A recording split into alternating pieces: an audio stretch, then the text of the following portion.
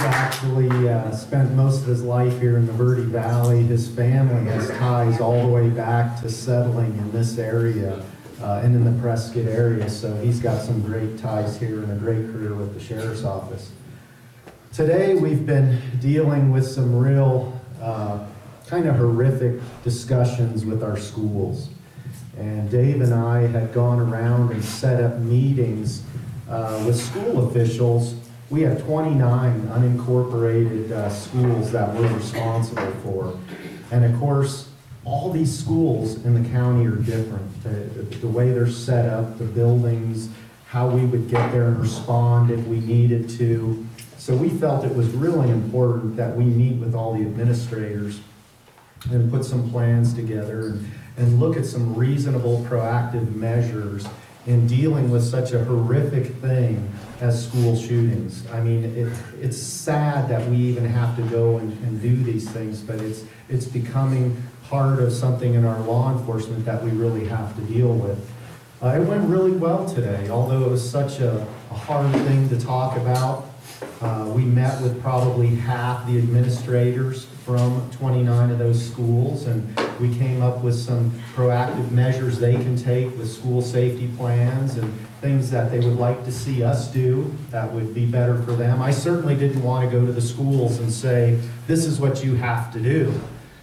You know, I needed to hear from them. Dave needed to hear from them what's going to work for them.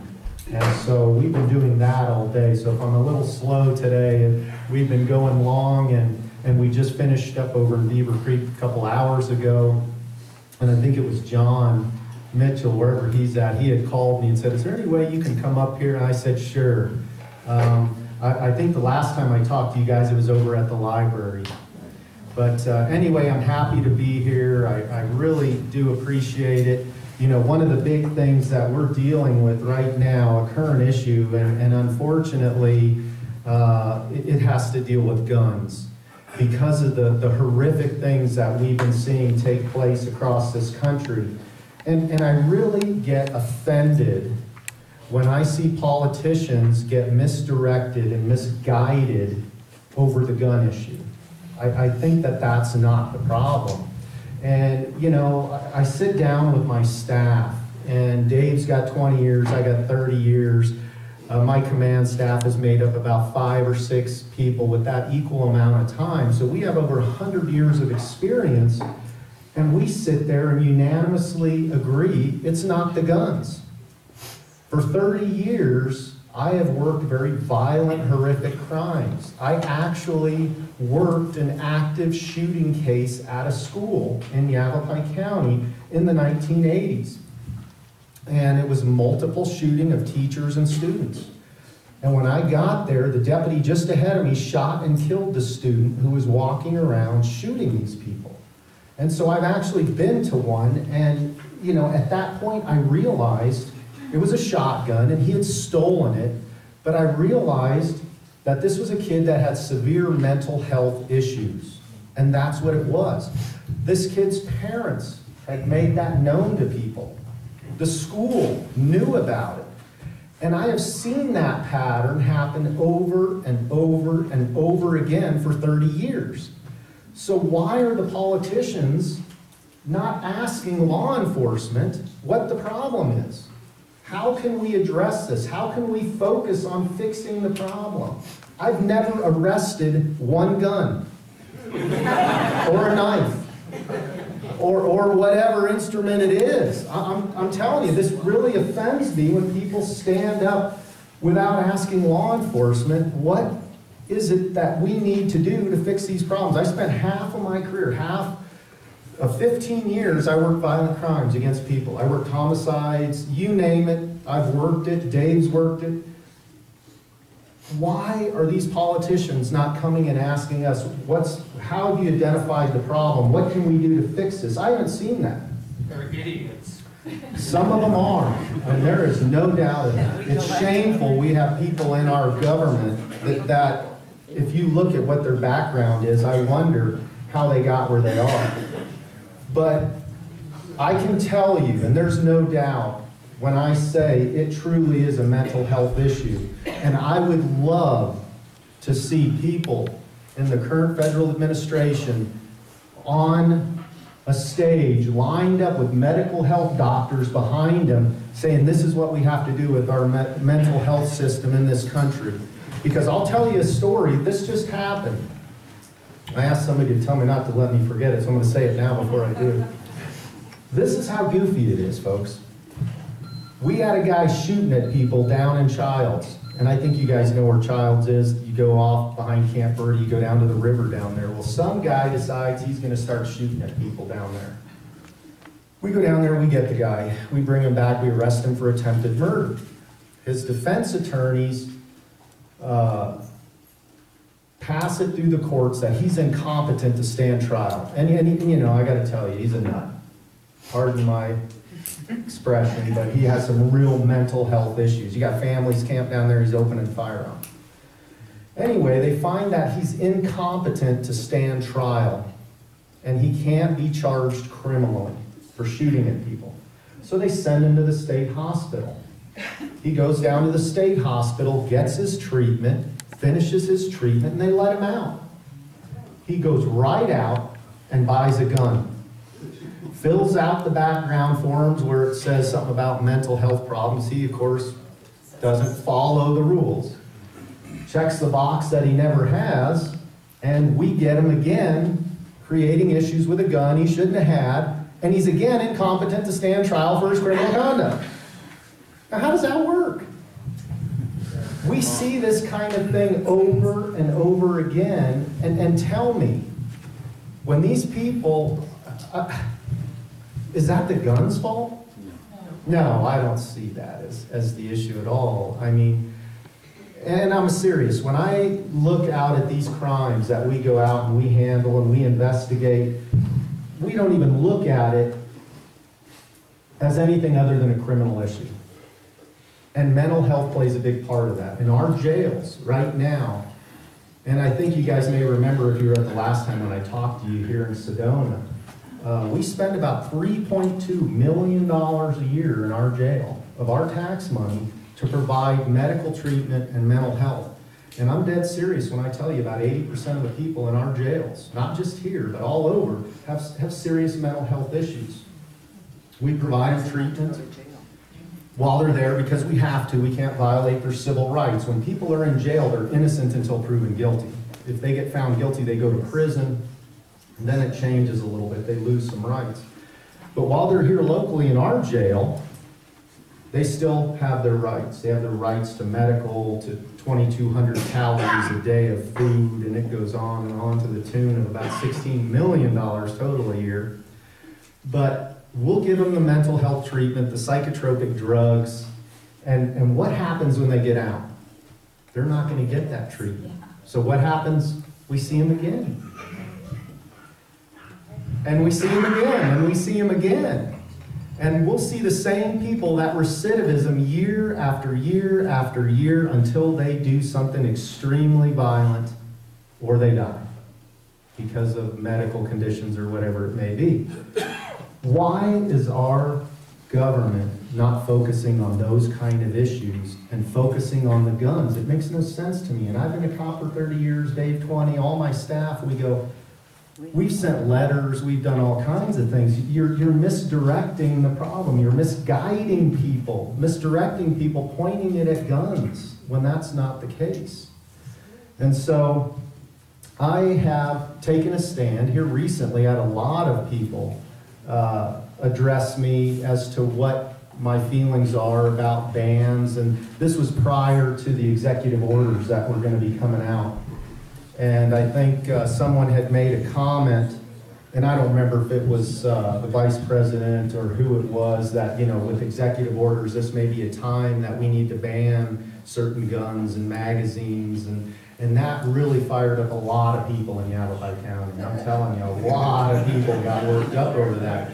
I received, I can't tell you how many emails, how many phone calls, how many, you know, people at meetings would come say, Scott, what are you going to do if that order comes out? Are you going to enforce an order? What are you going to do? The other thing I had was my staff. you know, we got 140, 150 deputies. We've got 200 and some detention staff. We have we have 400 and some people. Sheriff, what are you going to do? So I sent a memo out to the agency. And I don't have it here in front of me. I wished I did. I'd pass it out to you guys. But basically it says, you know, the very first line in my oath of office was, I shall uphold the Constitution of the United States. That was the very first, right in the very first sentence of me giving my oath of office. And basically I said that I am not going to support or nor will I go along with any kind of order that is preempted by the Second Amendment. And I will not infringe upon anyone's rights. And I sent that out to the agency. And as usual, and I was ready, but the media got it right away. And so that went out, and I don't know if it made it over here in the newspapers, but it was a big front page thing over there in Prescott. And for the most part, I got a lot of, you know, we support you for this, but I also got a lot of hate mail. I was really surprised from folks that, oh man, they were mad. You know, how can you decide what laws you're going to enforce and what laws you aren't? Well, is an order a law? No. You know, is a regulation a law? No. So I don't know where these people come up with that, but that's what I'm faced with, you know, when I deal with these kind of things. And, you know, God bless our founding fathers, you know, truly. I mean, to have the idea of separating our government into 3 branches, so not one branch gets overly powerful than the other, so we don't have an executive person in the federal government saying, I'm going to do this, this, this, and this. Well, you can order all you want, but that's not a law. The Constitution preempts that. The Supreme Court has said that. And that's the stand I took. And yet, I'm just the hate mail of, my gosh, how can you do that? You're not protecting us. You're not... Well, you know, I'm keeping that stance. And I don't know how you guys feel about it, but that's how I feel about it.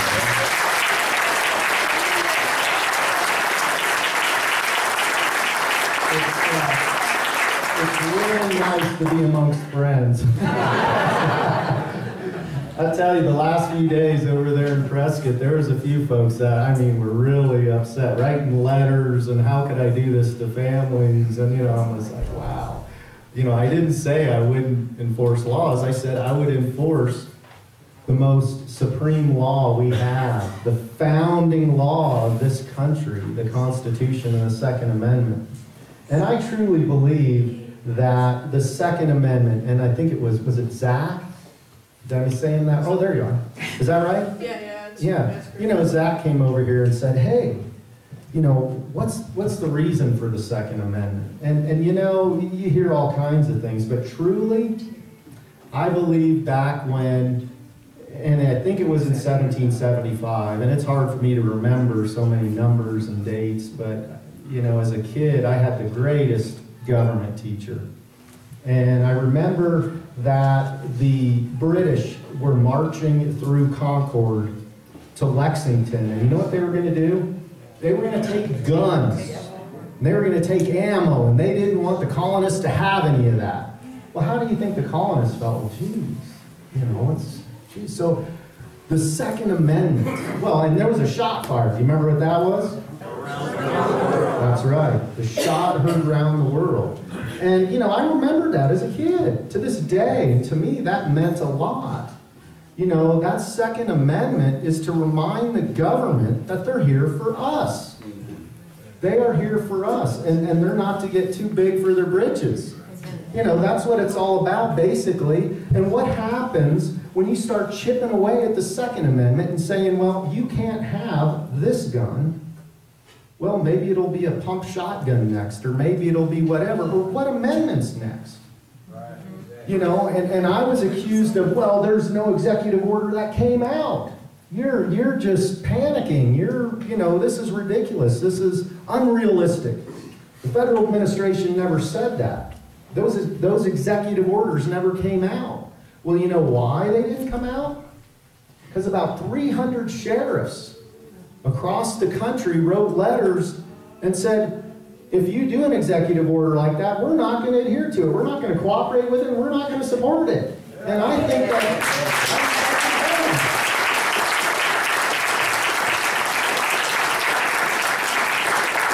So it was good to have other friends out there. You know, I grew up as a kid with guns. That's how it was. I mean, I remember just being a little guy, my dad would take me out hunting, and I remember he used to tell me, plug your ears, and I knew he was going to shoot something, a deer usually. And that's just kind of how I grew up. He taught me about guns. They weren't hidden away in a closet or up high on a shelf or somewhere. They were over here. That's where they were. You knew what they were. You knew how to treat them as a kid. And I think that's some of the breakdowns we've seen in our country is we're not teaching our kids. We're not being responsible anymore to show our kids these things.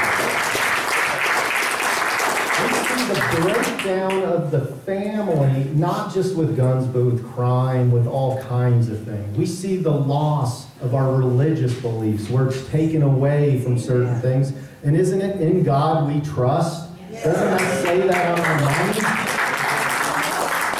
It is a huge breakdown in this country to have people tell us we can't pray and do things that we should be able to do without any issues. And I raised my kids that way, and that's how my father raised me. I'm not a gun expert. I just know the guns I have, and I own 2 AR-15s. One of them is a 1967 Colt that kind of is a historic memento for me for the Vietnam era.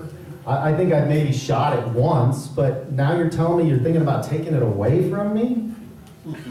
You know, you're thinking about telling me that I can't have a 30-round magazine. You're telling me, you know, I can't have this or that. And, you know, we have to stand up and say enough's enough. Right. We really do.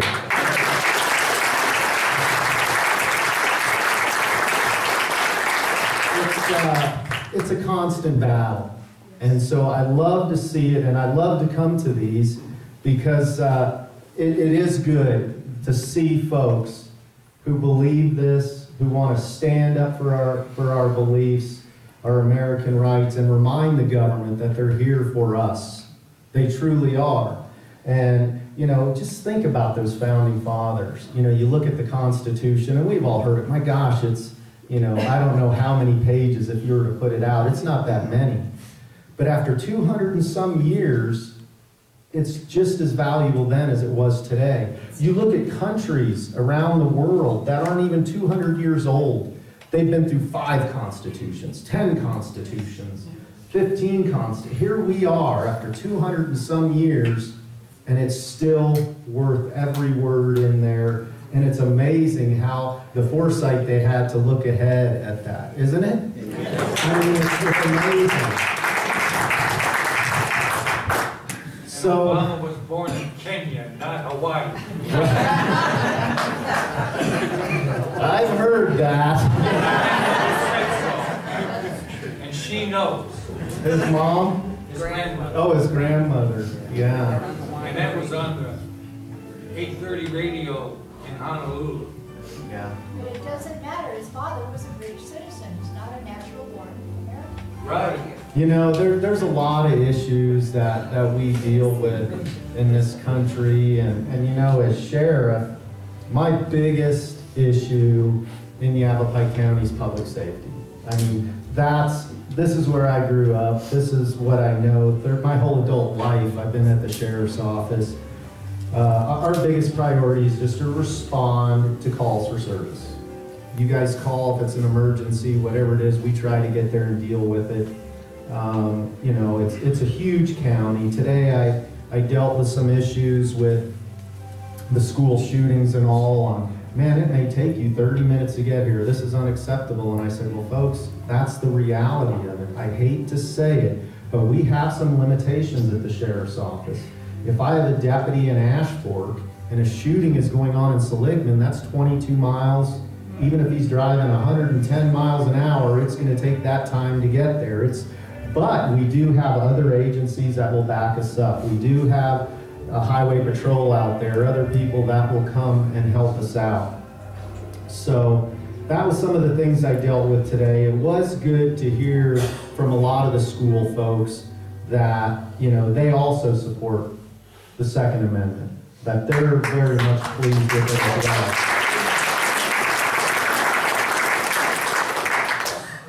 So, having said those things, I don't want to carry on too long. I know you guys would have a lot of questions for me about certain things or issues, and I can, yes. I had a girlfriend just leave Sedona last week, and on the way back to Texas, she was stopped by Homeland Security. Wow. They are everywhere now. Yeah. And they are putting roadblocks up and checking, and went through her car, and they had dogs, and everyone was in fatigues, and they had all the AR-15s and all that. And that was in Arizona? And no, it was just over the border into Texas, but they're now in several states, and they're stopping. What is the Arizona position of having Homeland Security invade us to stop, confiscate things? Yeah, well, I can tell you, Yavapai County, what my position is. Well, first off, yesterday, or Tuesday and Wednesday, the sheriffs across Arizona, we get together. And we were just down in Phoenix for a couple days, and we do a lot of talking and things about various things. And the majority of the sheriffs in Arizona are very supportive of the Second Amendment. And some aren't. Well, I wouldn't say they aren't for it, but they're not of the same mindset we are. Who should we look out for?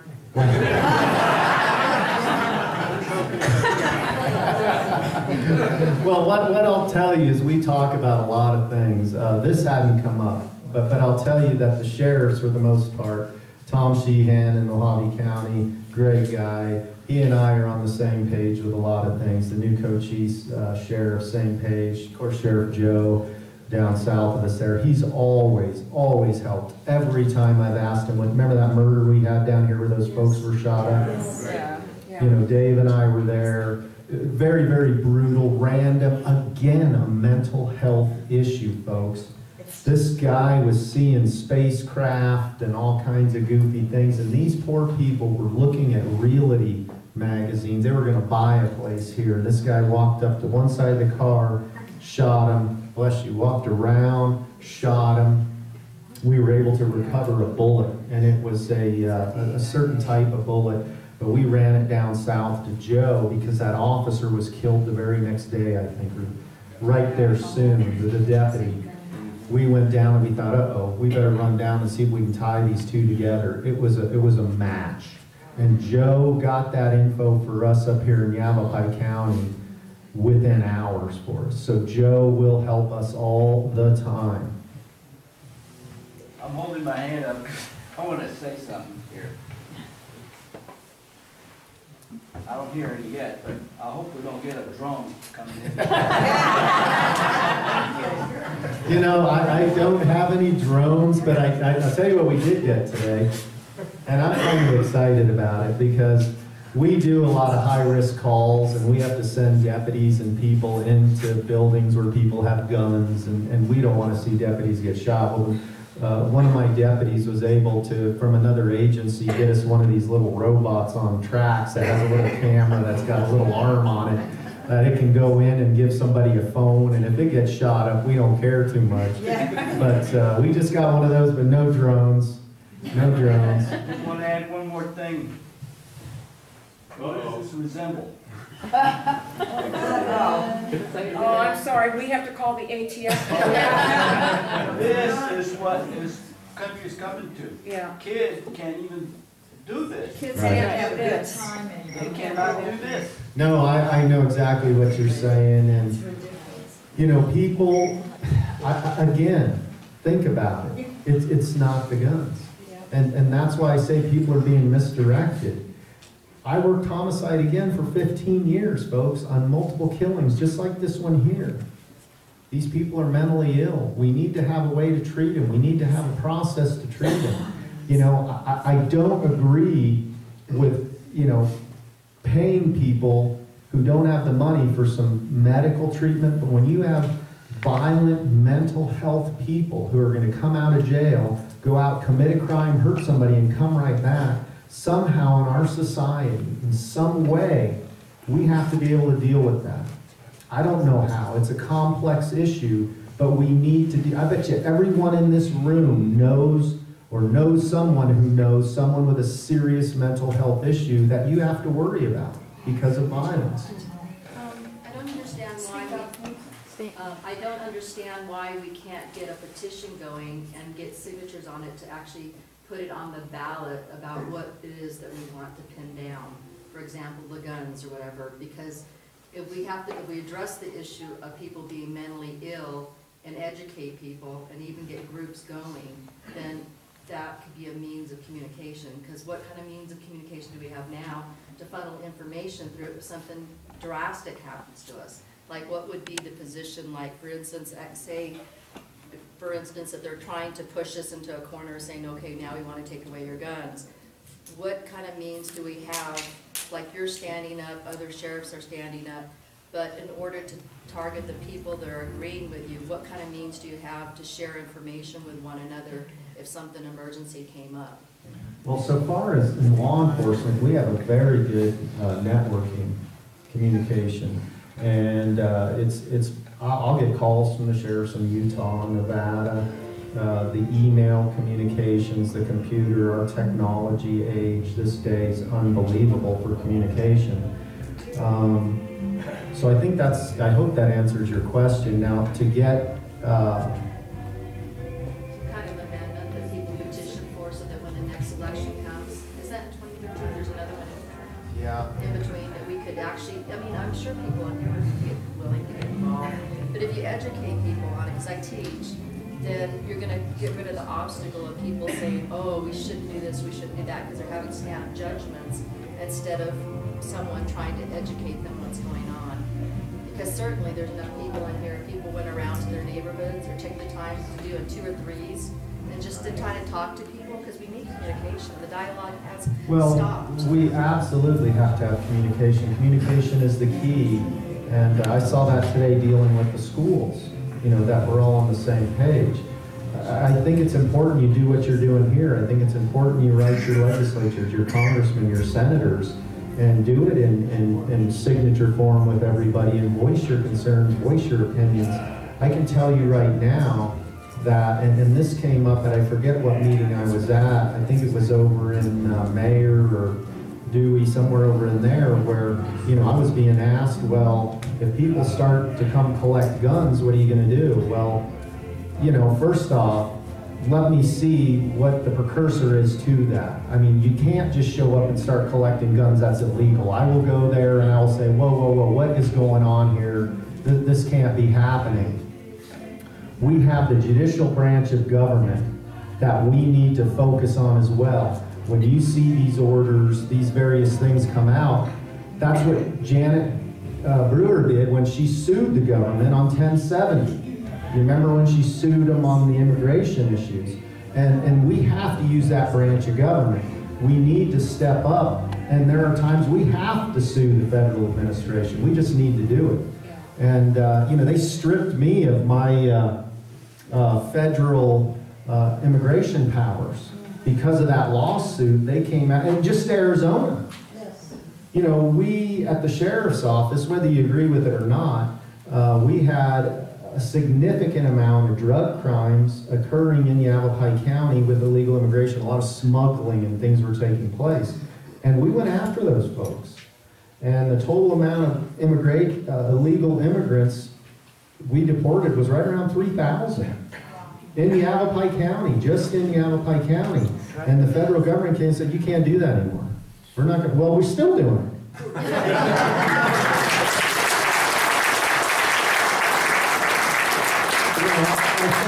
I think this is our community. You know, this is where we live. This is the people were voicing their opinions on that. You elect me into office. You know, I try to take the best information I can and what the majority of the folks want to do, and we try to focus on those kind of things. And I thought somebody else had a hand up first back there. There she is.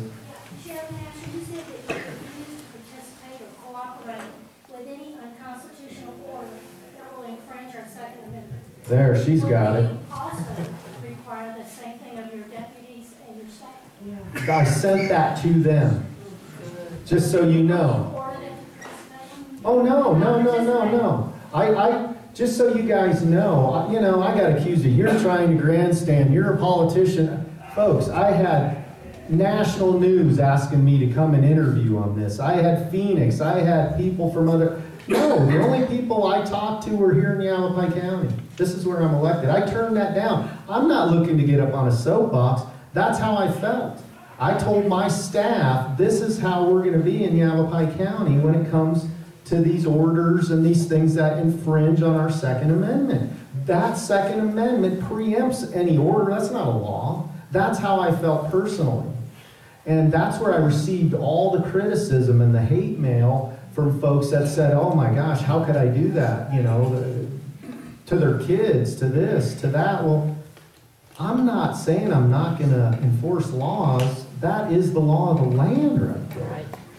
And my gosh, to me, that's 100% correct as to what I did. And just before that, it probably was a few months before that, and I got really upset. And I love the Forest Service guys. They're hardworking guys, especially our local ones. They're out in the woods patrolling trees, making sure the trees are growing right, doing all kinds of things like that. Whatever you do out in the woods, driving around, I don't know. But anyway, while they're out there patrolling the trees, I get this letter from the Department of Agriculture, of all places, who runs the people who patrols the trees, from Washington, and it says that all of the national forests in the West, we're going to shut down 30% of the roads. We're just going to shut them down. And I said, what? So I started talking to the people who patrol the trees, and they said, talk to our bosses, we're just patrolling. So I started trying to figure out, why are you shutting these roads down? Well, we're going to preserve the forest. Well, wait a minute, my grandpa drove those roads. My dad drove those roads. I drove those roads, and now you're telling me my son can't drive those roads? I want to know why. Well, we're protecting our forests.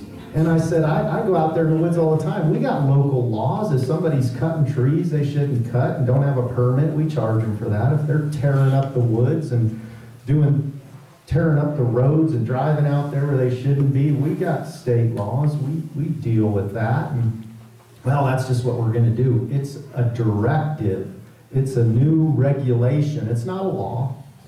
Agenda 21. Agenda 21. Well, here's the other really goofy thing about that, is each of the forests in Yavapai County, there's 4 of them, the Prescott, the Kaibab, the Coconino, and the Tonto, are all parts of Yavapai County. Each one of the supervisors in those 4 forests did it a different way. They said, some of them said, well, we're going to put a sign up if the road's closed. Some of the other forests, like the Coconino up here, said, well, it's up to you, the American citizen, to come get a map from us, and we'll tell you what road's closed. We're not going to come out and show you or pay for signs. You got to come get this map, and it's going to tell you what roads are closed. One of the other forests says, well, when you're out driving around in our forest and you want to go get an elk, which is a big animal, you can't do that anymore. You can't drive off-road to get your elk. But you can do that over on this side of the road, not that side of the road. And it has to be in this unit, not that unit. And I'm going, well, this makes absolutely no sense. And they said, well, sorry, that's the way it is. We're the Department of Agriculture, and that's the new code or rule or whatever we put out there. And I said, well, we're not going to do that. We're not going to do that at the sheriff's office.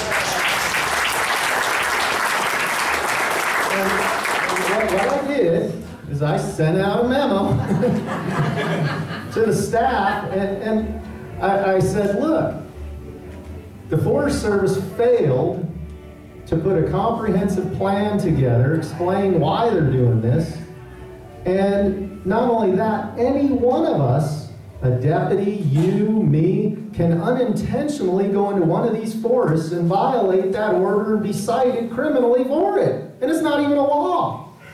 So I said, we're not going to enforce that. If the Forest Service wants to go out and do it, they can go do it. If they yell for help, we'll come to help them. But we're not going to go do that.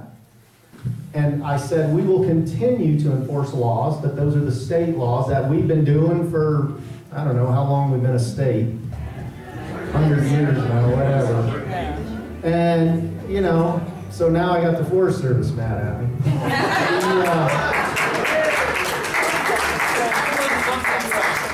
Well, I gotta tell you, folks, think about it. You know, that's what prompted me into this gun thing. This was no law. This didn't go through legislation. This didn't go through Congress. It was somebody back in a dreary, damp, cloudy place back east somewhere that said, you know, let's go shut the woods down in Arizona. What? I mean, come on.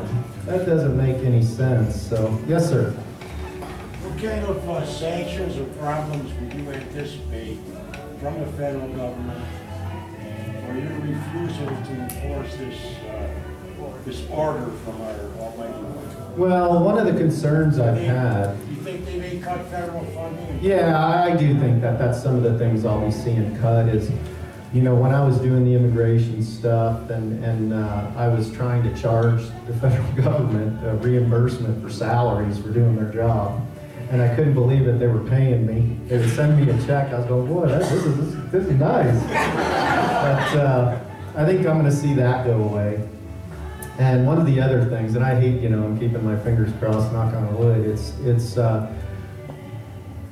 few years ago, 20% of our jail was illegal immigrants. 20%. That was a lot of money that was coming out of our pockets. So I got all over ICE and I said, you got to get these people out of here. They need to be deported. They're not Americans.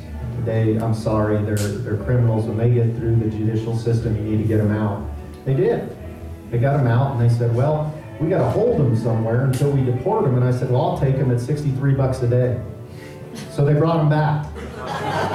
So for $63 a day, I'm dealing with it, and they keep them a short time, and then they got some more. Well, last year, Yavapai County made $3.2 million doing that to offset our tax. Don't tell them I said that. It's you know, it's one of those things where I'm used to dealing with the operational stuff out on the road. I'm not, the politics stuff has been new for me. You know, I try to do what I think is best with the information I have. I try to do what's best for Yavapai County. What I believe from what information I can get is going to be the best for all of us. And honestly, my top priorities are public safety. That is our top priority, is to go out and make sure that our kids are safe, to make sure if you call 911, we're going to be there for you. I have a question going back to mental illness and people. We have some neighbors that are definitely have mental illness. I mean, it's a married couple, they're well off, they have a nice home, and they do some really strange things in our area. And we've actually called the sheriff's department, had a really nice sheriff deputy come out numerous times. Like, the guy yells off his deck, screams at the planes because he doesn't like planes, they're poisoning him. I can go on and on. It's just crazy. But the neighbors that are very close to him, it's worse. But the problem is, a lot of people that aren't affected, other than hearing him scream, everybody's afraid to do an injunction on him because they're afraid that it'll, you know, they'll come back against all of us. And one neighbor got a call from the wife, who's also a little off her rocker, saying that her husband was out in the street one night with a .45 and he was going to kill himself. But it didn't happen, darn. No, I'm just kidding. But what do you do in a case like that? You know, you keep calling the sheriff's department? Yeah. First off, you know, it's not criminal. You're not a criminal if you're insane. You can do some criminal things, but you're not a criminal if you're insane. Give him some ammunition. Yeah, but what happens when he snaps? Well, and that's the issue that we're dealing with in this country, is when some of these people snap, you have to call it in. And, you know, if they're violating the law, if he's out in the street with a gun, waving it around, and we get there and deal with it, he's most likely going to go to jail, unless he's doing something legal, you know, protecting his property or something, I don't know. 2 bullets only. But, you know, you do need to report it. You do need to make sure if there's anything criminal we can deal with. You know, I've got an eccentric guy living next door to me that went out the other day and bought like 100 chickens, and he's letting them run around his yard, and I got coyotes coming from everywhere, and I'm going, what are you doing? You know, I live out where you got 5-6 acres, and he says, I got free-ranging chickens, and I'm going, oh boy. You know? That's good.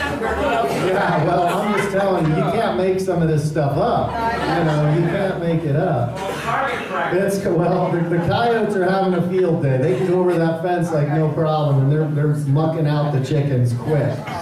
So anyway. 2 quick comments on this question.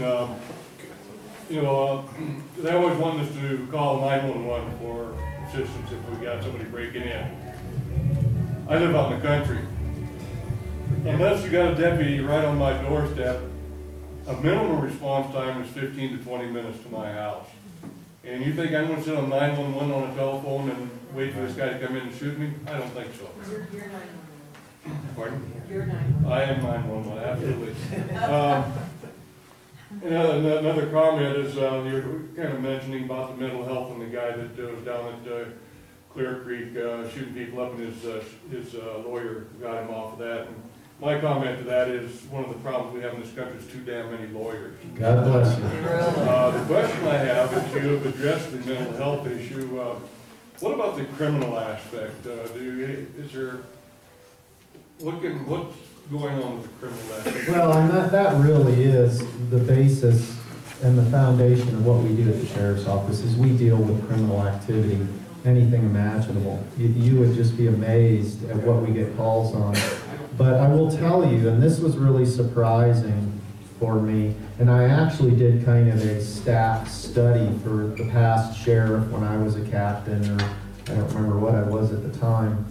We were trying to correlate crime with the economy and try to look at staff placement and various things across the county because of limited manpower.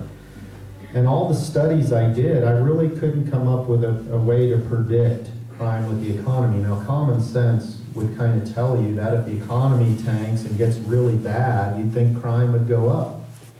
It was just the opposite. In the real downturn that we saw here in Yavapai County, and it was a big downturn, and I saw it through revenues through the jail district, quarter-cent tax, it just plummeted, everything went down, people left, jobs were gone, and crime went down.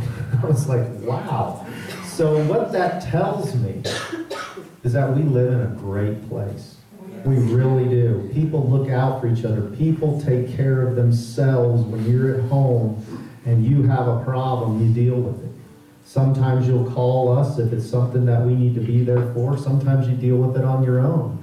I mean, I've been to calls where someone's broken a home and the husband or the man's got up and taken the person into custody with a gun, and I thought, wow, he didn't even shoot him. You know?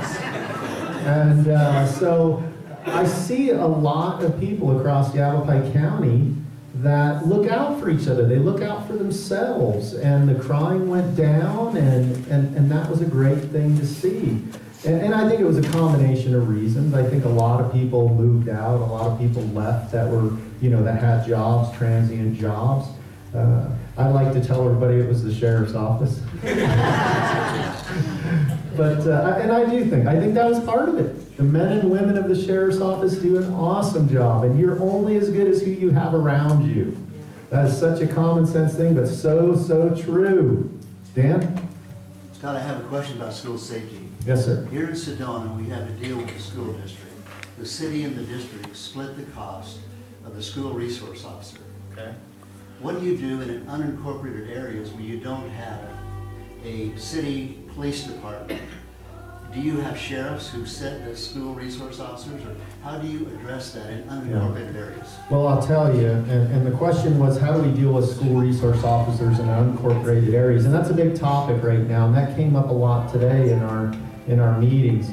For us, in Yavapai County jurisdiction, schools, unincorporated areas, I need almost $5 million a year to put an officer into those schools. So what I'm trying to do right now is I am recruiting volunteers, and I have an academy class with 17 volunteers who are going to be trained to carry guns. I already have a complement of them.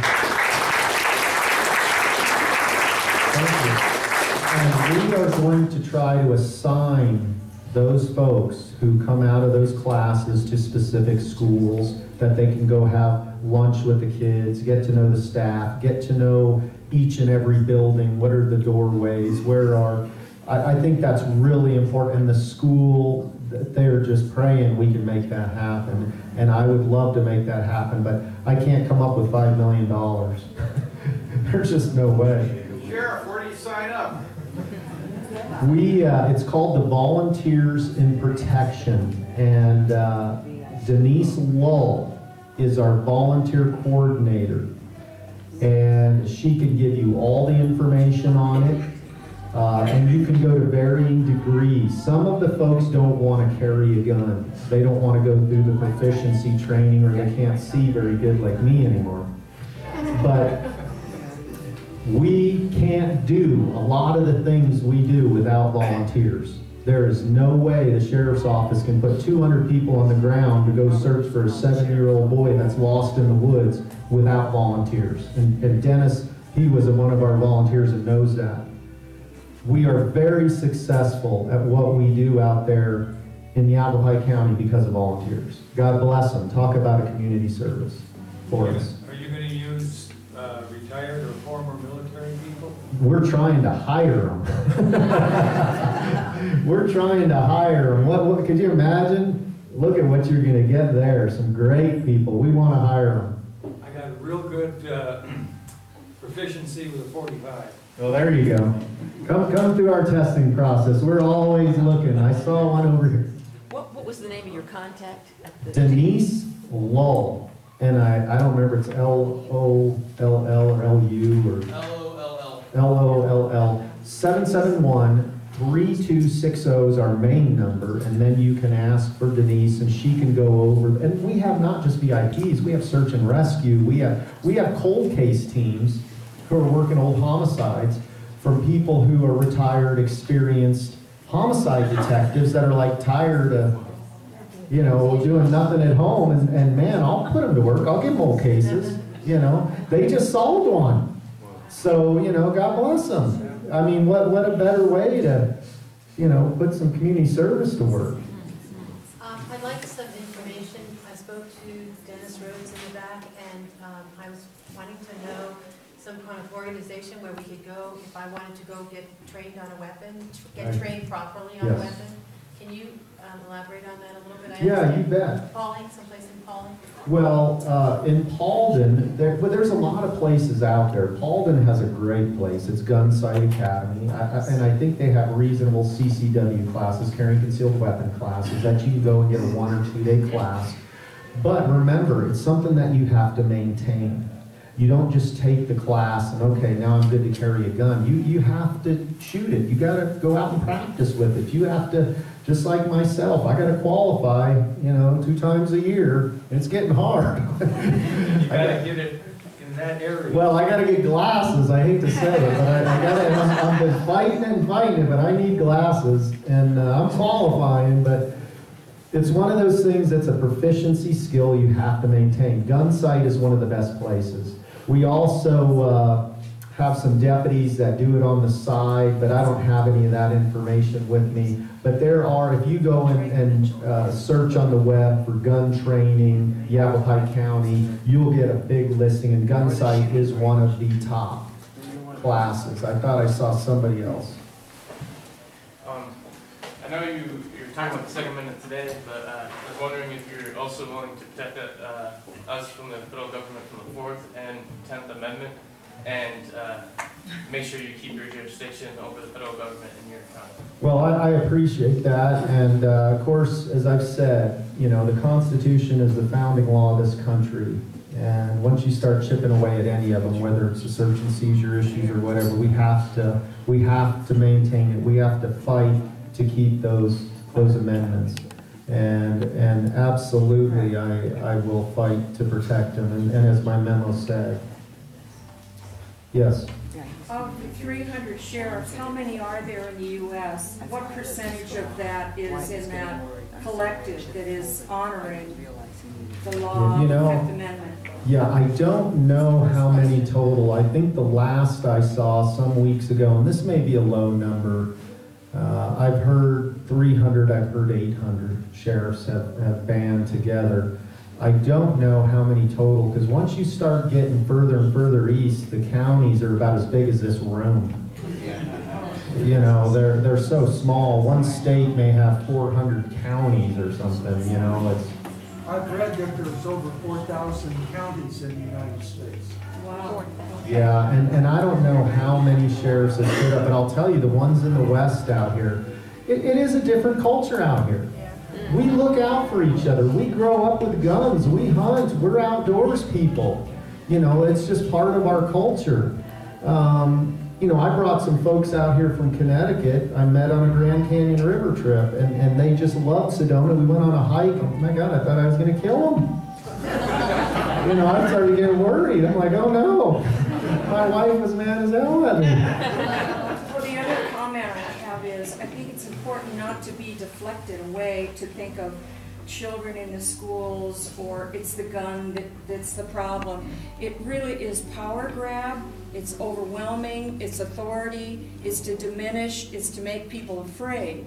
Right. And I think that has to really always be in the dialogue. It does. That we understand that that's really what this is about. I was raised with guns, and I think I love the idea of one of the cities that has now mandated every home must have a gun.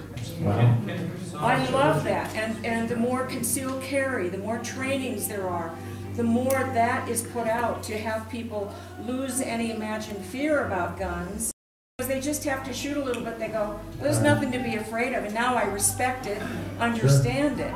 So those are some of the things that I'm real aware of. Yeah. And, you know, in the dialogue with people who are, oh no, not guns. There's a lot of people, folks, that have never even held a gun. Yeah. Never even touched a gun. Yes, sir. Sheriff, I really appreciate you coming out here. I don't have a question, but I'd like to make a comment to the whole audience. I'm glad that you're all here, and we are talking about the Constitution. The Constitution gives us 3 government offices, but the Constitution also says we the people. Amen. We the people. And we the people are not pissed enough to say enough is enough. And so, you know, for everybody that's here tonight and wants to keep your constitutional rights, then start stirring the pot. Start going back to your friends and saying enough is enough. And hopefully, we can get enough people to do something to say, it's time to flush the toilet in Washington. It's time to flush the toilet. Enough is enough. And get back to our government doing what you do, public safety. That's your job. The government is here for us. That's right. They are here for us. And even on my level, you know, and that may be my fault. I don't think of myself as government, but I realize I am. But I think of myself as one of you.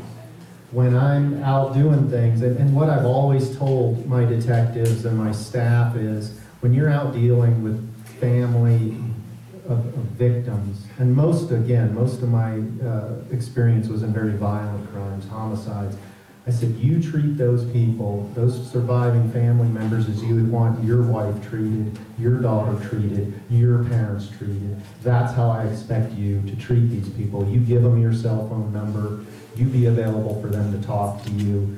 This is a huge, tragic event in their lives, and you're going to get them through this, and you're here for them. And that's what I always told my staff, and that's truly how I feel. And I think that shows with a lot of my detectives and what they're doing. And, you know, so I don't think of myself as government. I realize I am, but, you know, I lived here. I lived here in Sedona for 8 years. You know, I bounced all around this county. I've lived everywhere in this county. I've had different assignments, and I really feel this is my home, and this is where my kids are growing up. I have a vested interest here. So I want the crime to go down. I want to be part of this. I want to see us not have our rights chipped away, and it just keeps going and going. And so that's what I try to let my staff know. And I'll tell you this, I was very proud of the sheriff's office. Every one of the employees that I have spoken with and talked to supported those memos I sent them. And they weren't just saying that to me, that came up from their friends and other friends, so they weren't just saying it to appease me. I heard this in all different ways. So I assure you that the staff at the sheriff's office feels the same way. And so I'm really proud that I'm around a group like that. Does the Homeland Security have power over you? No, they have, you know, I haven't seen them here. I heard they went out and bought a zillion rounds of ammo. You know, I thought, what are they doing there? You know, but no, I have never even dealt with them. Initially, they told me, and this goes back when we started seeing those big hurricanes and all those things around the country, they decided they were going to come tell me how to run an incident command. And if you have a big natural disaster or a huge fire, this is how you have to run it. And I'm going, well, I know how to run it. I've been doing this 30 years. And then, well, if you don't do it, we're not going to give you any funding. And we're going to make, and I said, well, I don't want any. Don't give me any. So,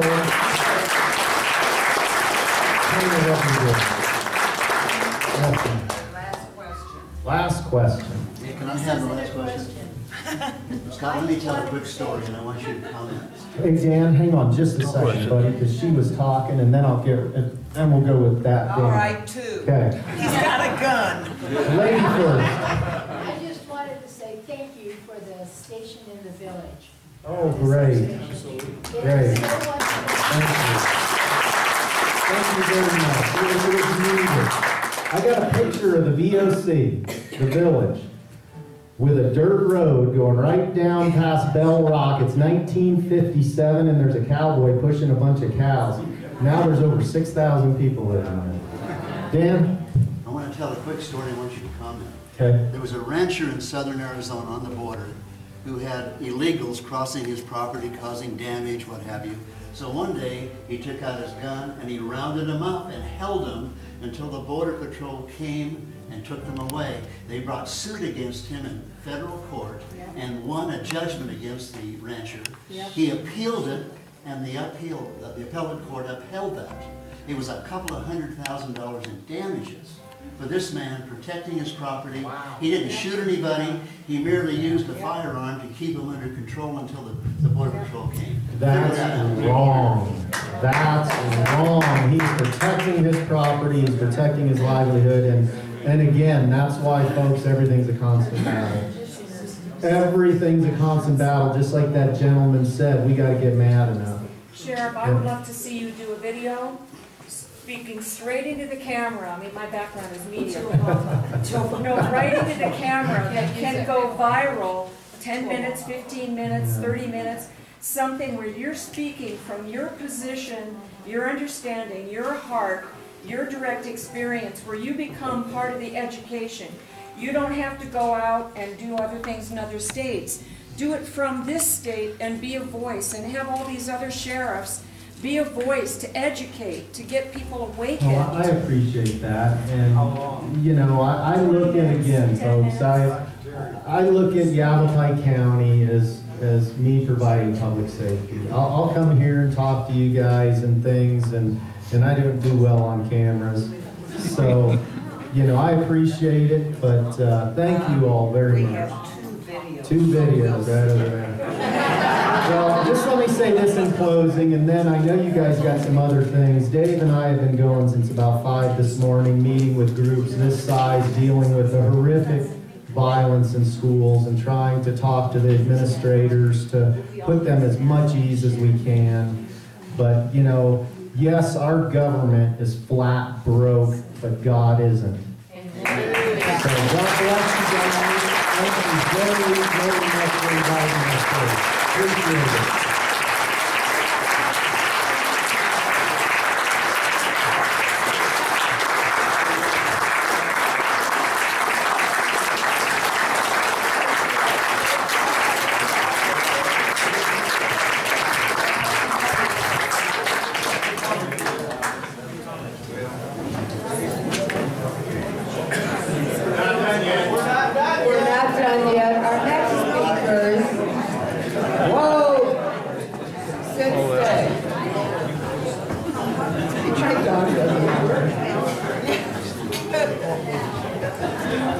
Our next speakers will be talking to us about the AZCEL, which stands for the Arizona Citizens Defense League.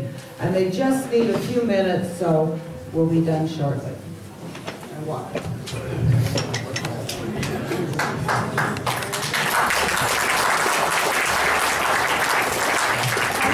It's John Mitchell and John Clark. This is John Mitchell. John. I'm so glad I'm so pleased rather to see such a large crowd. This is inspiring to me to see the attendance in the Tea Party to this level. And I know this is such a hot topic right now with all of what we've been seeing. Can I see a show of hands? How many of you are NRA members? Okay. It's been easier to ask who wasn't. And the next question is, why is not everyone's hand up? Okay. How many of you here have heard of the Arizona Citizens Defense League? That's great. Okay. Those of you who haven't or are not members, I want to, it might be better if I just read a brief on what we do.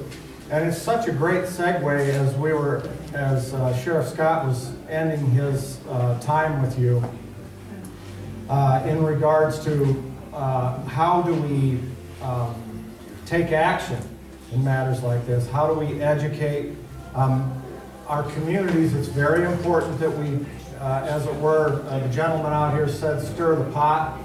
All right? It's really important that in your sphere of influence that you take every opportunity you can to try to speak to the issues, understand the issues first, and speak to them in an understandable way so that you can persuade those around you to see the importance of the Second Amendment, because Scott said it right, without the Second Amendment, the rest of the amendments ultimately would fall. Okay? So, in regards to the Arizona Citizens Defense League, basically what it's coming down to too is not only political action is so important, but legal action is. And there was a comment made in regard, we got too many lawyers. We got too many bad lawyers. Okay? We got too many money-grubbing lawyers. The fact of the matter is we need to support the good lawyers. And there are some.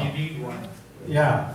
Okay, so basically, I don't know how many of you who don't belong to the AZCDL, we have flyers on the back table when you entered, and I'd love to have you take one, read this, and we do have applications here. We'd love to have you join us, because what it comes down to is legal action are the things that we need to be taking to further ensure our Second Amendment rights. But anyway, the Arizona Citizens Defense League is a nonprofit, all-volunteer, nonpartisan grassroots organization dedicated to the principles contained in Article 2, Section 2 of the Arizona Constitution that says, all political power is inherent in the people, and the governments derive their just powers from the consent of the governed and are established to protect and maintain individual rights. All right? That's the bedrock of the position of the AZCDL. Furthermore, we believe that the rights of self-defense and bearing arms are the foundation of all other rights. Our freedom of speech, our freedom of against unreasonable searches, our right against self-incrimination, our right to bear arms, all of our fundamental rights only exist because we stand firmly resolved to preserve them. AZCDL exists to strengthen that resolve. All right? We need your support. It doesn't cost a lot to join and to become active. And on this flyer, there's a list of the accomplishments, by the way. One in particular that I'd like to make sure you understand is AZCDL was the organization through our legal team that was able to pass the Castle Doctrine. Are you aware of what that is? No. Okay, that means you have the right to defend your home without possibility of being sued. Okay? They were successful with that.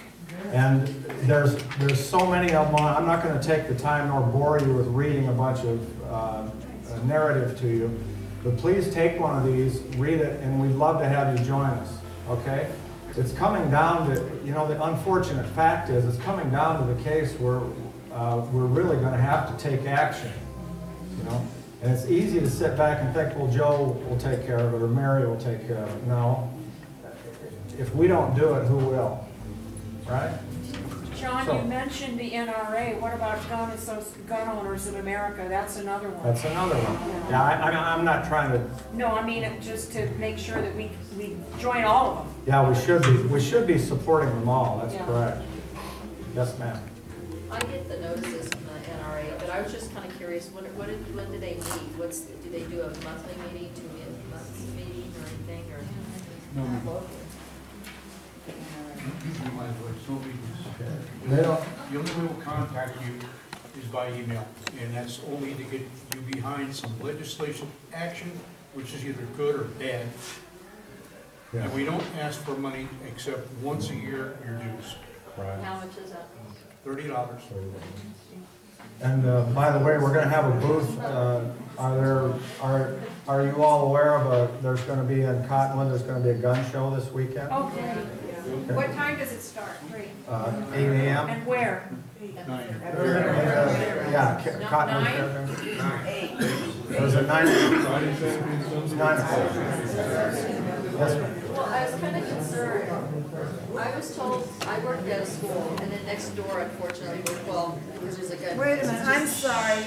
Can you stand up? I don't think everyone can hear you. Have to project. There is a gun shop that's near where I work at the school, and I went in there to talk to the gentleman about purchasing, because I used to have a gun, and I was taught by a homicide officer, and then unfortunately, the gun was stolen, so I wanted to replace the gun. But they saying the laws now, they still are, they give your names and everything, right, to the administration. They are keeping better track.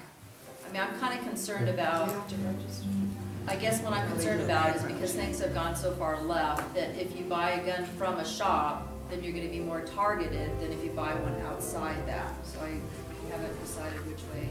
Not that I'm aware of. The recording of the document that you have to sign when you purchase from a federal firearms licensed dealer is retained by, correct me if I'm wrong, John, it's retained by the dealer, and the BATF has the right to inspect, and they often do, they irregularly inspect their records, if I'm not mistaken. Sir? When you purchase a weapon from a licensed dealer, they have to call Phoenix. And your records are all in Phoenix as well as with the local dealer. So the government in Phoenix has all of your records of every weapon you've ever purchased legally. Legally. Yeah, from a FFL dealer. Anything else? Well, I guess my concern was if you bought one through a dealer and then they say, hey, you have to turn in your arms, then you don't want to turn your arms in, but they know that you're registered. They can come to your house. And you don't turn it in. Yeah, they got stolen. It fell off the boat in Lake Powell. Oh, it's a really That's where all mine. I think there'll be a whole lot of people checking. I'll leave that to you, for you to make a decision on what you're going to do. I do know, I don't know how many of you, since this issue has really become so prominent, And it's so obvious, the agenda that this current administration has to press the issues. There's a YouTube out. I think if you Google or get on YouTube and type in Australian, how does that go? There was an Australian gentleman that was a retired police officer in Australia, and I think he lived in Brisbane, as a matter of fact. He did about I think it was a 5 or 6 minute video. And on that video, it was kind of a tongue-in-cheek. He talked about all that went and all that was involved relative to they're in the process of confiscation in that whole country now, just as they did in England. And it started with registration, wholesale registration. All right. Well, he said at the end of his video, and I wish I should have been thinking a little better, but in any event, I had such a crazy day today, kind of like Scott. I was clear down in Clifton and had to rag up here to get back up here on time. He ended his video with a comment in regards, where do you think all those weapons went? Do you think that we turned them all in? And he kind of winked. Yeah. They weren't. Okay? You'll also notice that your crime rate has gone up dramatically. Exactly. Good point. It has dramatically. John? And now, even in England, which was ahead of Australia, by the way, in the confiscation that they've done, but England now is in the process of banning baseball bats. That's the truth. For personal protection devices. That's how crazy it's getting. If you send me that video, I'll see if I can get Brad, our super tech, to get it up on the Sedona Tea Party website. I'll find it. Okay, thank you. Okay, I'm going to let you go. I don't want to hold you and entertain a bunch of questions. So we've got plenty of trifold folders in the back, and we'd love to have you join us, please. Thank you.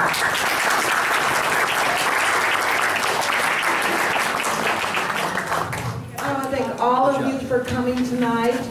Our next programs, I heard a few people mention Agenda 21.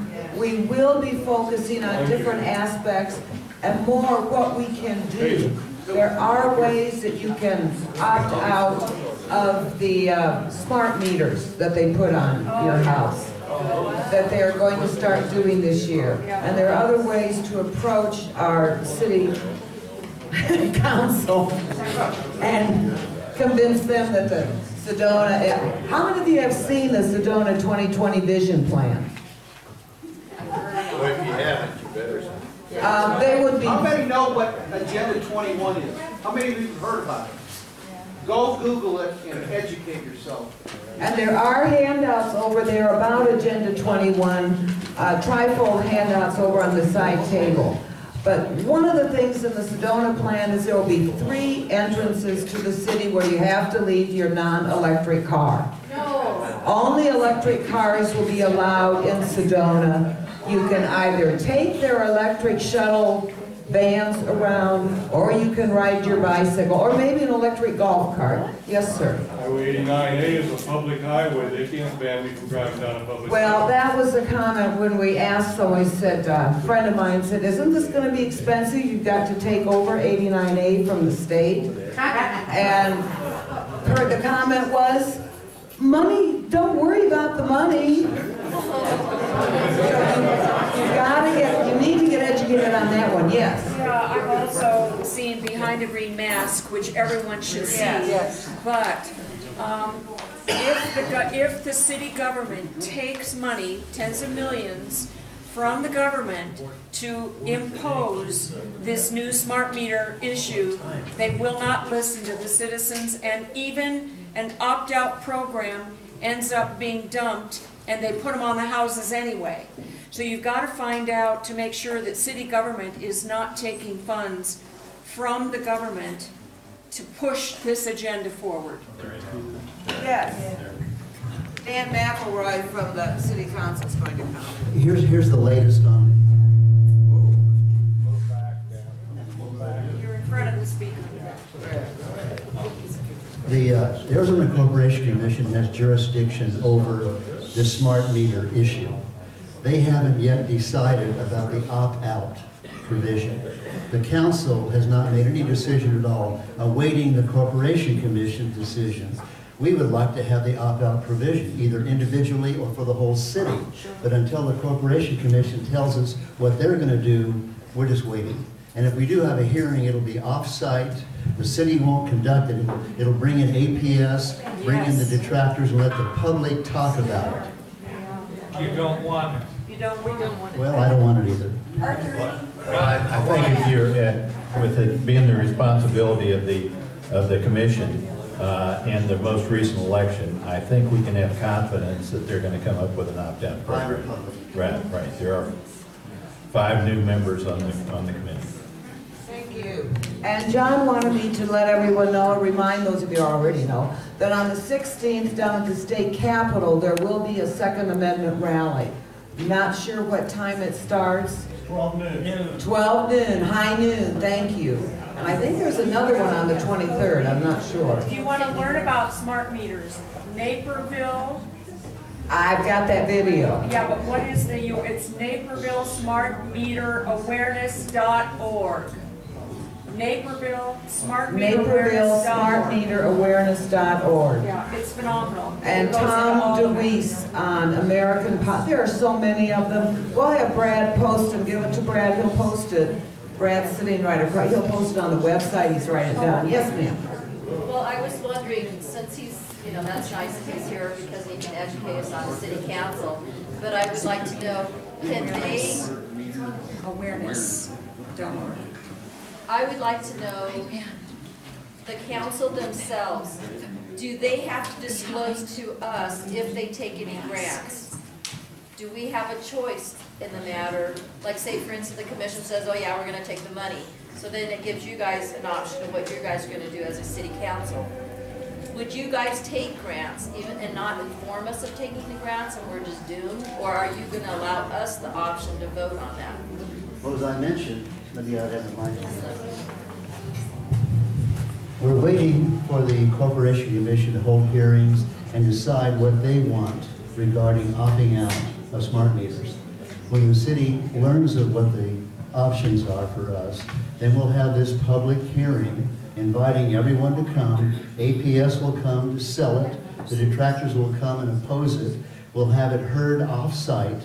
Then the council will have to decide what we're going to do. But personally, the minimum would be to opt out individually and maybe the whole city, but it's still unresolved. You want the whole city. Okay, Doug? I'm only one of 7, remember. I'm not speaking for the whole council. Dan. The problem is that when they say that you should opt out, what they're not telling you is that if you opt out, it will cost you $65 per month. No, 20. Okay, they've revised it. Well, that's what he was going to say. I had a meter reader 2 days ago, said if we opt out, we'll all be getting letters, he said anyways.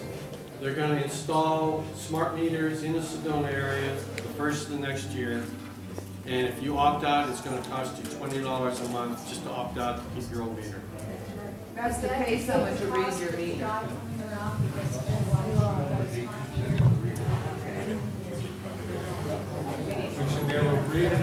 Could I just make one more thing? We have the community plan being in process now. You folks who live in Sedona will have a chance to vote on it next year, 2014. If you don't like some of this stuff, and I'm not comfortable with the 3 checkpoints and getting out of your car, I will vote against it myself. But it's a community vote, not this council. So keep that in mind. Well, could I ask one question? When we had a change in what was going to happen on 179, there were 3 plans that were presented, and you had a chance to vote on those 3 plans. If they weren't any good, you didn't have a chance to say no.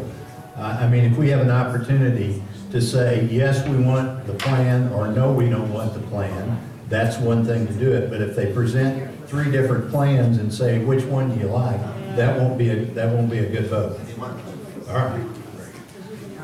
We need to Now do the raffle. to do the raffle drawing. How much money do we have? I want to thank everybody. This has been a great night tonight. We raised over $145 or $145. Half of it goes to support the Sedona Tea Party, and the other half goes to the winner. So we've got $73 actually for the winner, and I'm going to ask this young man here to draw out a number.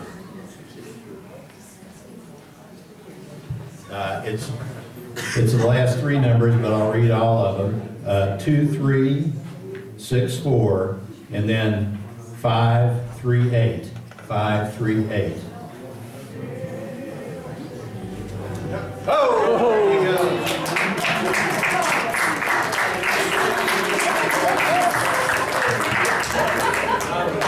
As I started to say, That was a good investment. learn about Agenda 21. We will be talking about that for most of this year, seeing what we can do. Thank you all for coming. Thank you very much.